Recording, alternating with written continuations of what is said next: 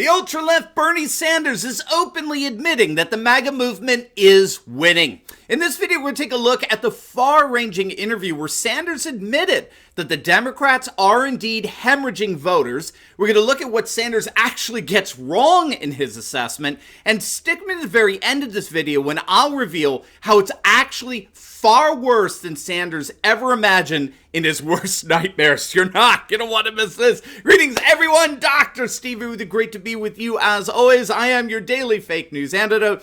As each and every day, I provide patriotic analysis to help you to think better so you can feel better in these crazy and turbulent and insane times. So if you've already done so, you know what to do. Make sure to smack that bell and subscribe button. Gang, before we begin, as many of you know, we have recently launched a brand new initiative here called Change America, which enables ordinary patrons to do extraordinary things. It's a program that makes it possible for anyone and everyone to help unseat rhinos just by simply doing your daily grocery shopping. You can back America First candidacies by simply going out to eat. It's a program that can round off your debit or credit card purchases to the nearest dollar and use that change to support patriot causes all over the nation. So make sure to click on that link below to sign up or learn more about our Change America initiative, and let's make 2022 the most epic red wave we've ever seen. All right, gang, let's dive right in here. The ultra-left senator from Vermont, Bernie Sanders, gave a wide-ranging interview with the British Guardian the other day,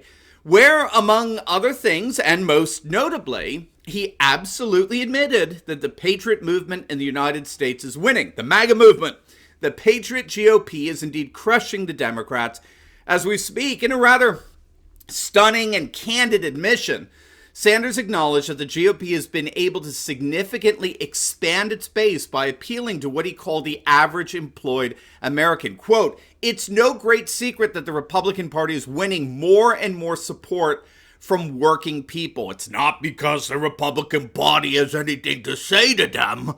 It's because in too many ways the Democratic Party has turned its back on the working class." I'm going back and forth in my bad impersonation. That's Sanders' assessment. He believes that the GOP is growing their base or expanding their majorities because Democrats have largely abandoned working class voters rather than any positive message that the Republicans might have for them. We'll get into that in a bit. Regardless, Sanders is advocating a return to the middle-class voter among Democrat politicians. They need to turn their back on the permanent political class and the rampant corruption that characterizes it, and instead embrace the politics of the people, which for Sanders, of course, is hardcore socialism. Now, I have to say, I think Sanders is absolutely right, and he's absolutely wrong. If he just ended with the notion the Republicans are expanding their base by appealing to working class voters at the same time the Democrats have abandoned them, he would have hit a home run. He would have gotten it perfectly. Instead, he had to insert his vindictive liberalism to the mix and make the absurd statement that the GOP isn't offering anything to the working class. Now, this is indeed absurd, and it's contradicted by a significant body of scholarship that found that working class voters, not just here in the United States, but across the pond in Europe as well, are attracted expressly and explicitly to nationalist populist right-wing policies such as border security and cultural security issues, which Sanders fails on every single time he opens his mouth. The political brilliance, as it were, of the right all over the world right now is that they've been able to move left on economics, all as the left has found it impossible to move right on identity and culture. That's been the key to winning the working class. The right has been able to pivot to the left on economics, all the while the left has found it impossible to pivot to the right on identity and culture. A similar observation was recently made by Kevin Drum, himself a liberal Democrat and former staffer for the Washington Monthly.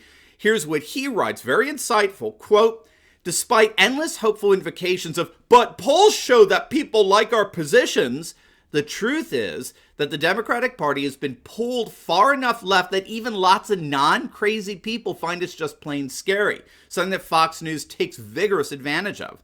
From an electoral point of view, the story here is consistent.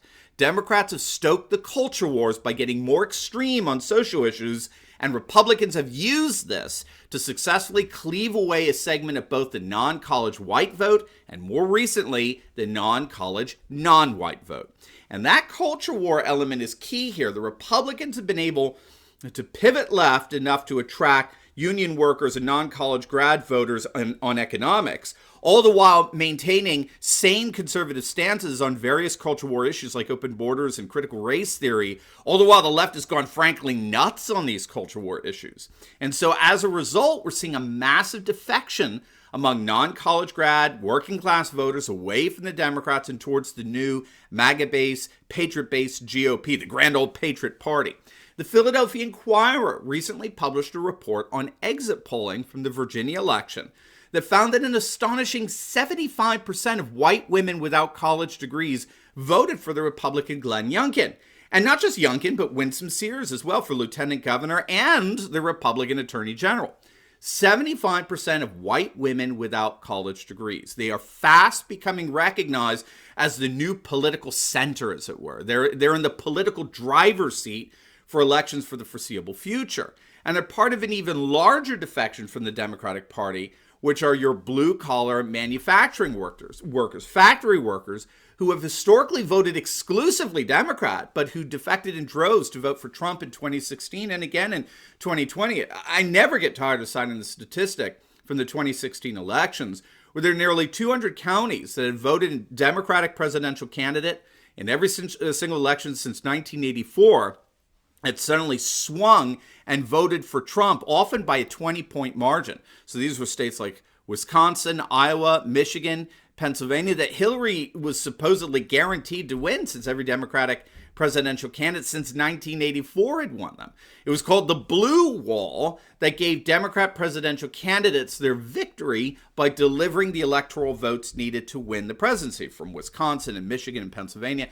That is until President Trump showed up. And he smashed the blue wall in 2016. I don't think we'll have a problem doing that again in 2024. Moreover, Latinos are defecting en masse away from the Democrats. The latest poll from the Wall Street Journal of Latino voters across the nation found that if the election were held today, astonishingly, 44% would vote for Biden, but 43% would vote for Trump. That's a totally unprecedented 50-50 split that promises a political earthquake in the next cycle of elections. We've already seen it in Texas, where districts made up of 85% Latinos have begun to defect in mass and vote Republican. I think the last 3 or 4 local elections these otherwise reliably blue districts had, they flipped and became red. And the number one issue is illegal immigration, the exact opposite of what the mainstream media peddles every single day. According to the mainstream media, the Latino vote, for some reason, overwhelmingly wants open borders, when in reality, the Latino vote actually wants border security, the very border security that Trump enacted as president. So the Democrats are hemorrhaging Latinos. Glenn Youngkin's win in Virginia included 55% of Hispanics voting for him, according to exit polls. And this was largely because Latinos are the most conservative demographic in the nation when it comes to abortion, school choice, and the like. And so they've begun to drop the whole cultural Marxist absurdities that traditionally attracted them to Democrats. And now they're embracing the conservative vision of civic nationalism championed by Trump and the rising patriot movement across the country. So all of this is to say, Sanders is right when it comes to the Republicans expanding their base. He is fundamentally clueless when it comes to the culture war dimension of that expansion. It is not just economics, as Sanders believes. It's culture and identity. And we're finding that working class voters, both white and non-white, identify far more with the MAGA-based GOP than they do with the far-left Marxist Democratic Party on those culture war issues. But Sanders is absolutely right in observing that the Democrats have indeed abandoned the middle class, the working class, and as a result, the Republicans are sweeping in and winning them up in droves. And all signs show that that trend of Democrats hemorrhaging voters will continue for the foreseeable future. Now, before we go, you'll definitely want to check out my latest video I just uploaded on the last days of CNN. It's going to absolutely make your day. So make sure to click on the link and I'll see you over there. God bless.